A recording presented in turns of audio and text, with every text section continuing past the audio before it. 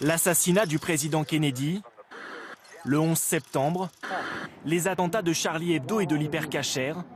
Pour certains, ces événements sont des mises en scène, des impostures.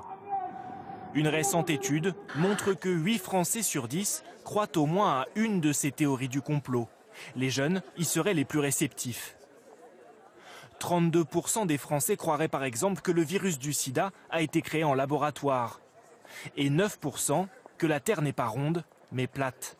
Pour les chercheurs en charge de l'étude, ces thèses ont gagné en audience ces dernières années.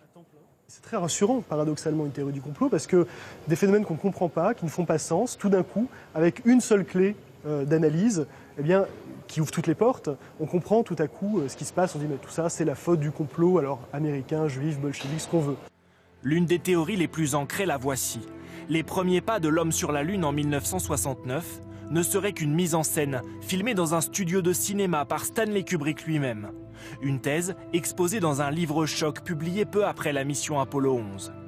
Les preuves seraient nombreuses et irréfutables selon les complotistes.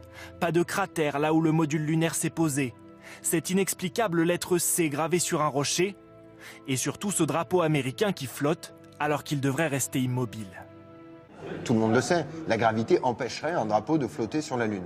Mais en y regardant de plus près, en regardant précisément cette photo, eh bien on peut se rendre compte qu'il y a sur le haut du drapeau, sur la partie haute, une baguette qui a été placée afin de faire une photo de meilleure qualité.